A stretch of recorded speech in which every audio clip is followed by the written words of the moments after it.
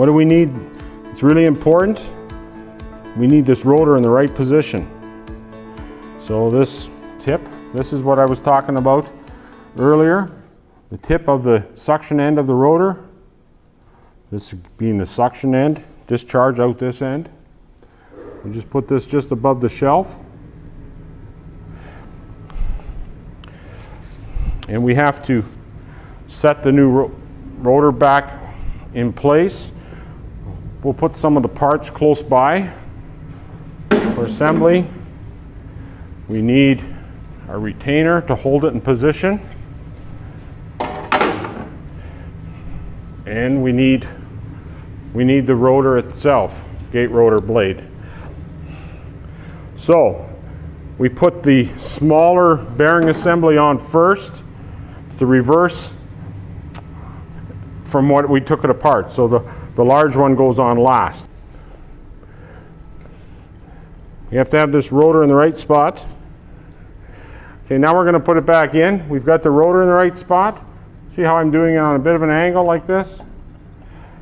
Gives a little more room for it to get into the groove and just set into place. If you try to do it straight, you won't get it in. You just won't get it in. Now we'll put our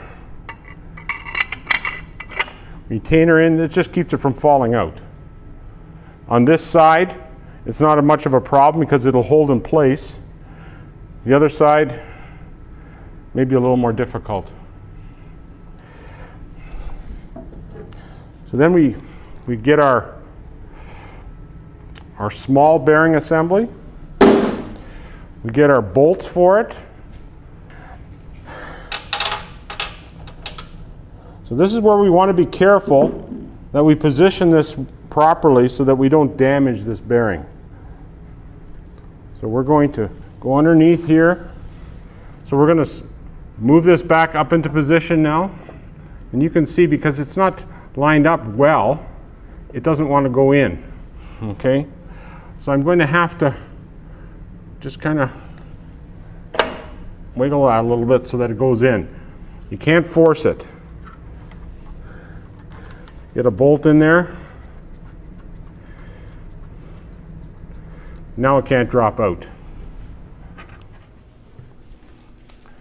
Now we can remove this if we want, or we can leave it in. It doesn't matter. Because it can't go anywhere now. Once that's in, it can't go anywhere. And we get the large bearing assembly. But I have to change the way, I have to change this now. Because I have to put a different assembly on it. Because we have to push it on now instead of pulling it.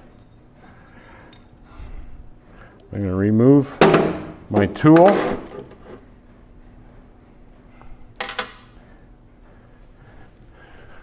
This one's larger now, so it covers the bearing. So it'll push this into position.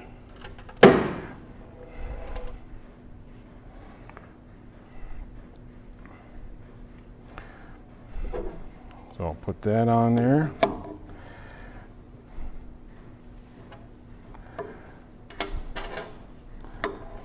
So what we're going to do,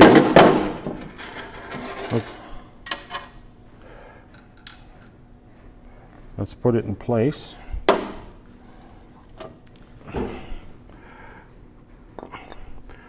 New O-ring goes in there.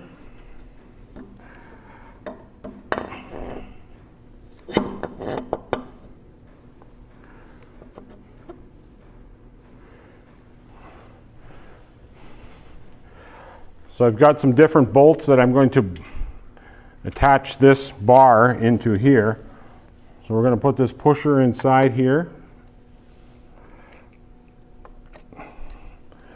It'll sit in there like that. And I have to put this bolt down here. And you may have to, you can either use a longer bolt or you can, it'll just sit down here and we just have to push it down a little bit or use a threaded rod.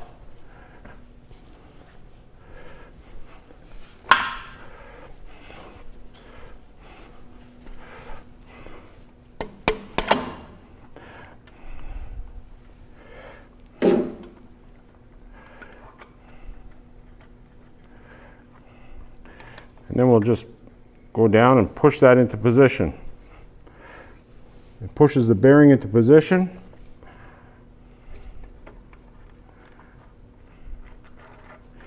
It may slide back in without that. Okay, take this out. We get our bearing retainer. Goes inside here. That'll hold it in position. Put these bolts in. We'll look at my chart.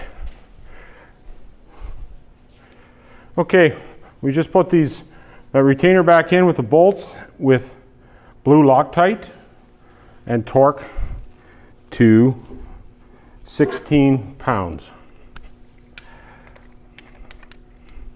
Using the right socket.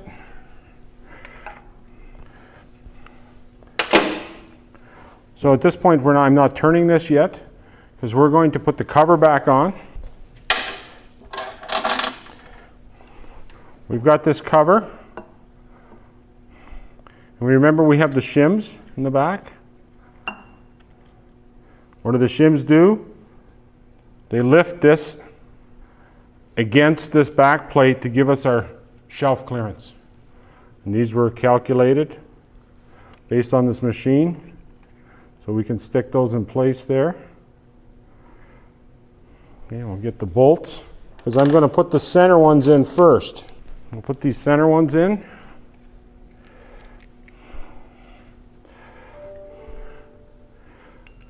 These right here. So we'll line this up. New O-ring goes in there.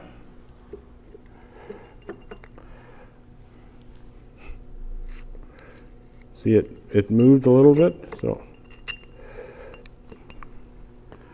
because I want to put all these in first.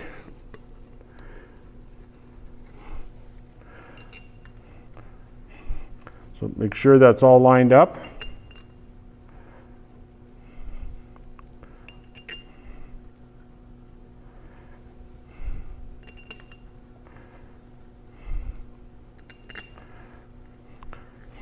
Because I'll be able to turn this now. And now I'm turning the inner part here. Okay. Because then I can put one of these in here. Now it's in position.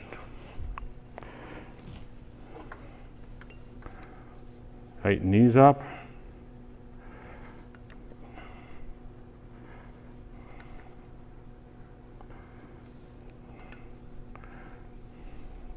So what has that done?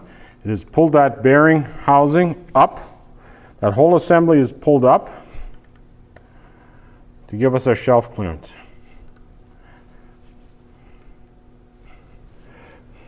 Okay, then we remove our retainer. We check to see if everything's turning good. All set. Then we get ready to put our side cover on with a new gasket. We close that end up.